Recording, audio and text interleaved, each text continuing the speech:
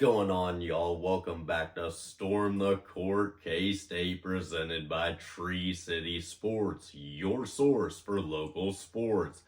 I'm CJ McClure, and tonight we're having some fun and tackling the biggest question in Manhattan: who takes over the program next?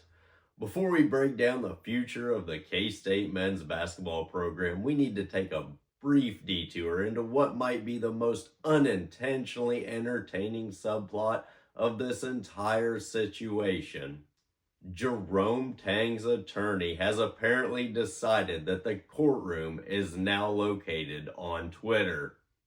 X, whatever you want to call it these days. I'm still calling it Twitter. Deal with it. Yes, at Tom Mars Law has been posting like he's billing by the tweet. And listen, advocacy is part of the job. Lawyers defend their clients. That's obvious. But when your strategy begins to resemble a live tweeted WWE promo, it's fair to raise an eyebrow. We've seen dramatic warnings, predictions of looming embarrassment, heavy-handed declaration about reputational damage, teases of information that always seem to be just one tweet away from being revealed. It reads less like a legal approach and more like somebody warming up for a debate club. Here's the issue: if you truly have a devastating legal case, you file it. If you have evidence, you present it. If you have leverage, you apply it. You don't cryptically hint at it like you're launching a mixtape. Real litigation doesn't need cliffhangers, and that's what makes this so fascinating. Instead of calm, precise, controlled messaging, the kind you'd expect from a seasoned attorney, we're getting escalating tweets that sound like they were typed mid-espresso. You don't usually see lawyers forecasting embarrassment for institutions and public threads before anything has even been filed. That's not confidence, that's an act. And when acts overtake precision, people start to wonder who the audience really is. Because right now, it feels less like a legal strategy and more like someone trying to win the comment section. There's also a basic principle in high-level negotiation. The side that talks the most publicly usually isn't holding the strongest hand. If you're certain you're about to expose something devastating, you don't need to narrate it in advance, you just let it land. Instead, we're getting a bunch of dramatic buildup with no reveal. And the more that happens, the less intimidating it becomes. It starts to feel like a countdown clock that just keeps resetting. And here's the thing that really matters: K-State's moving forward, the team's moving forward, and the Big 12 isn't waiting on cryptic tweets from a lawyer.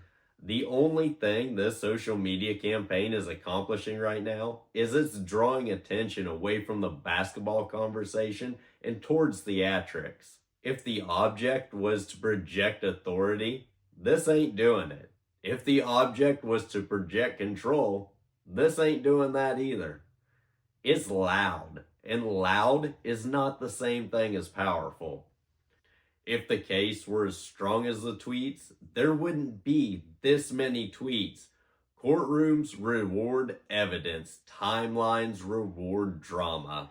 So while the legal Twitter saga continues, we're going to focus on something much more productive: who is actually going to coach K-State basketball next? Because Manhattan doesn't need viral tweets, it needs leadership. So let's talk candidates. This is not just another coaching search. This is a direction-setting moment. The next head coach determines recruiting momentum, portal aggression, NIL alignment, identity, and the deepest conference in America. There are about 4 names that are being thrown around as potentially serious targets for the Cats: Jarrod Calhoun, Olen, Huss, and Schertz. We're breaking down fit, realism, upside, and who actually makes sense. Before we rank our candidates, let's define the role. This is not a rebuild from scratch situation, but it's also not a plug and play situation. The next coach must recruit and retain at a Big 12 level, win the portal, develop players, compete in the most physical league in the country, and re-energize Bramlage consistently. This is a pressure job, but it's also an opportunity job. Which brings us to something important. Before we talk about who K-State wants, we need to ask, how attractive is this job right now? And the answer, more than national coverage would suggest. K-State is one of the most competitive teams in the NIL. Not blue blood money, not unlimited resources, but organized, structured, and backed by engaged donors. In today's era, you don't need to outspend everyone. You need alignment. And K-State has alignment, and that matters to coaches. Also, having a top 25 NIL program in the nation really makes this job look pretty good.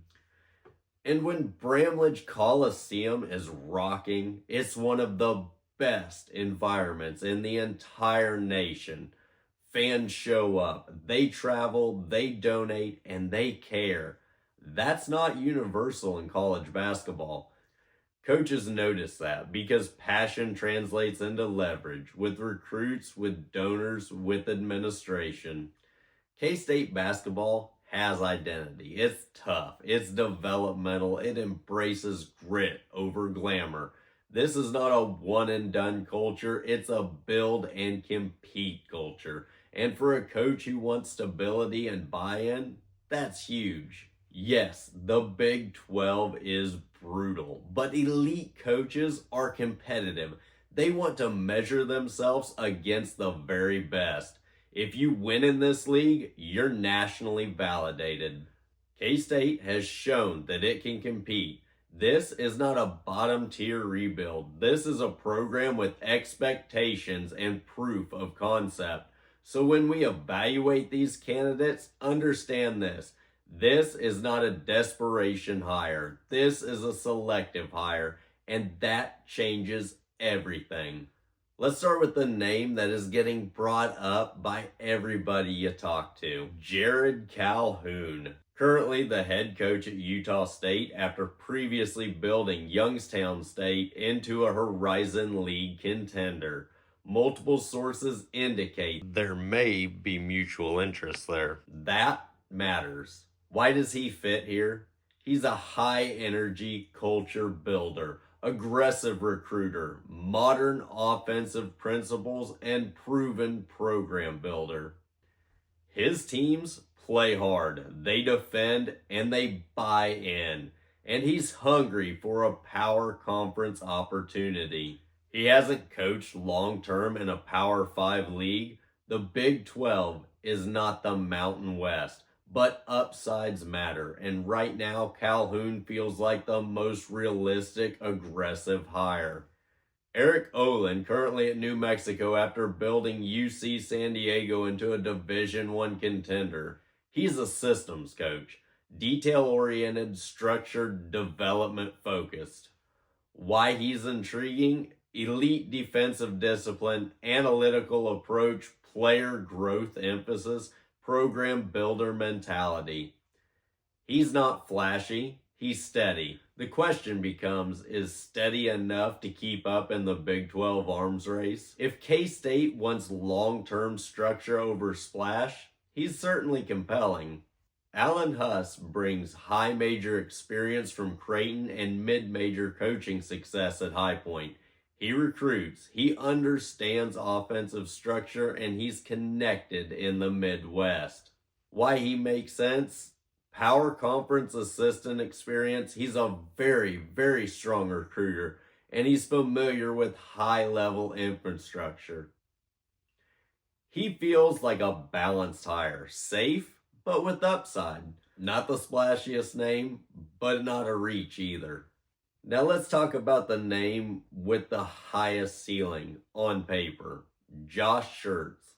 Currently the head coach at St. Louis after an impressive run at Indiana State.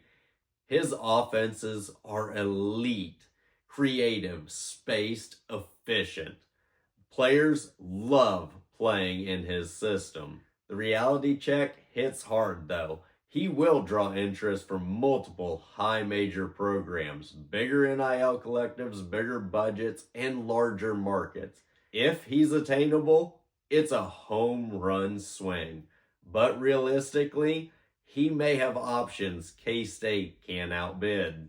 If we're stacking this honestly, Jarrod Calhoun is absolutely the man who could potentially take this job. He's the best mix of fit, hunger, and there's a realistic chance that we get him in Manhattan. While Josh Schertz is elite, but it's going to be hard for us to land him. If Schertz becomes realistic, you swing. But Calhoun right now feels like the man that could be the one for the job. This hire defines the next decade. This is about identity. Does K-State bet on a hunger and trajectory? Does it go system and structure? Does it take a massive swing? The job is attractive. The fan base is engaged. NIL structure is competitive. This league is elite. Manhattan is not settling. The question is, who leads the next era? K-State has two paths here, swing big or stabilize and build. Right now, the traction feels like it's building behind Jarrod Calhoun. And if that traction turns into action, this search may not last long. Here's what it really comes down to. K-State doesn't need the loudest hire. It needs the right one. This program just went through turbulence, public, messy, and fast. The next decision isn't about winning the press conference. It's about restoring direction for the future. Right now, the board appears to be tightening around structure, discipline, and long-term sustainability. Jarrod Calhoun fits that narrative. If not him, most of their targets represent that same temperature reset. And that tells you something important. This search isn't chasing flash, it's chasing control. And when a Power 5 athletic department moves quickly, quietly, and deliberately like this, it usually means they already know what they want. The only question now is timing. Let me know who you think could possibly be the next coach of the Wildcats. Make sure you like this video, subscribe to our channel, follow us on all of our social media, and stay locked in with Storm the Court for all of the breaking news surrounding the Cats. This has been Storm the Court K-State, presented by Tree City Sports, your source for local sports. I'm your host, CJ McClure, and until next time, y'all take care now. Go Cats.